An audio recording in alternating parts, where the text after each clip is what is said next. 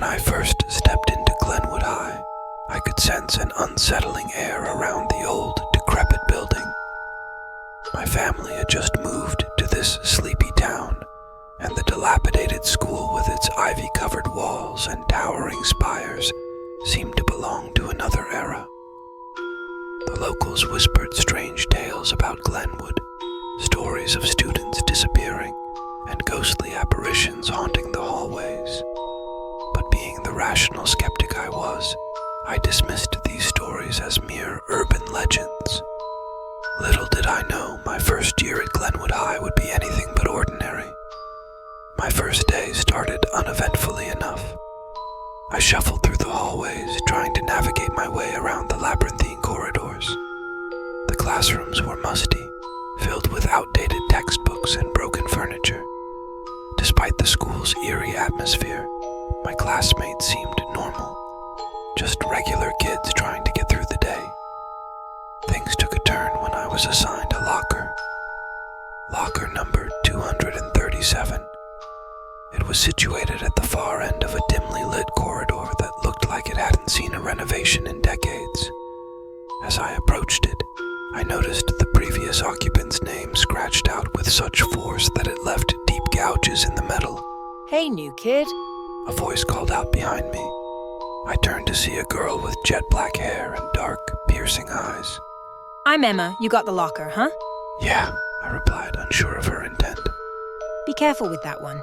Some say it's cursed. She said, her voice dropping to a whisper. Strange things happen around it. I laughed nervously, brushing off her warning. Emma's words, however, lingered in my mind as I stashed my books away. Over the next few weeks, strange occurrences began to happen. It started small. Books went missing. My locker door would be ajar when I knew I'd closed it. But then, I started to hear faint whispers every time I approached the locker. They were indistinct, just barely audible, but undeniably real. One afternoon, I decided to investigate. With trembling hands, I opened the locker and found an old leather-bound journal hidden in the back. The pages were yellowed with age, and the ink had faded, but I could still make out some of the entries. They were written by a student named Sarah, who had attended Glenwood High in the 1960s. Her entries were disturbing. She wrote about seeing a shadowy figure following her, hearing strange noises at night, and feeling an overwhelming sense of dread every time she approached her locker. Locker number 237. The last entry was especially chilling. October 31st, 1968. The whispers are louder now. I can feel it watching me, waiting for the right moment. I'm scared. If anyone finds this, please know that I didn't run away. It's here, and it's coming for me. Halloween was just around the corner, and the school was buzzing with excitement. I couldn't shake the feeling that something terrible was about to happen. I confided in Emma about the journal, and together we decided to do some digging. We went to the library and searched through old yearbooks and newspaper archives. It didn't take long to find an article about Sarah's disappearance. She had vanished without a trace, just a few days after her last journal entry. The police had no leads, and the case had gone cold. As we delved deeper, we found that Sarah wasn't the only one. Over the years, several students had disappeared under mysterious circumstances, all of whom had used locker number 237 at some point. That night, I couldn't sleep. My mind was racing, piecing together the puzzle. Just as I was about to drift off, I heard it, the whispers, clearer than ever before. They seemed to be calling my name, beckoning me to come closer. Against my better judgment, I got out of bed and followed the sound. The whispers led me back to the school. It was deserted, the hallways bathed in the eerie glow of the moonlight. I made my way to locker 237, my heart pounding in my chest. As I approached, the whispers grew louder, more insistent. With trembling hands, I opened the locker. The temperature dropped instantly. could see my breath misting in the cold air. A shadowy figure began to materialize in front of me. It was a girl, her face pale and gaunt, her eyes hollow and filled with despair.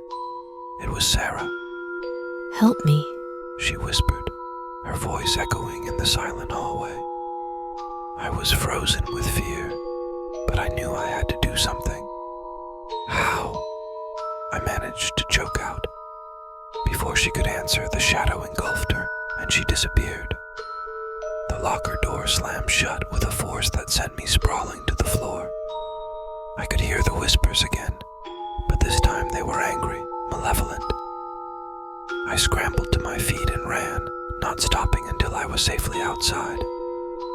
The next day I returned to school, determined to find a way to help Sarah. Emma and I continued our research, trying to uncover the truth behind the hauntings. We discovered that the school was built on the site of an old asylum, and many of the patients had died under mysterious circumstances. Their spirits were restless, trapped within the walls of Glenwood High.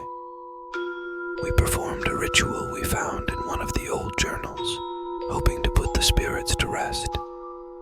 As we chanted the incantation, the temperature dropped again, and we could feel the presence of the spirits around us. The whispers grew louder, a cacophony of voices pleading for release. With a final desperate cry, the spirits vanished, and the school returned to its eerie silence.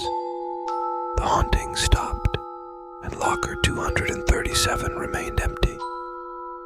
Sarah's spirit was finally at peace, along with the others who had suffered. Glenwood High never felt the same after that. The school was still old and decrepit, but the oppressive atmosphere had lifted. I often think about Sarah and the other students who had disappeared, wondering if they ever found the peace they deserved.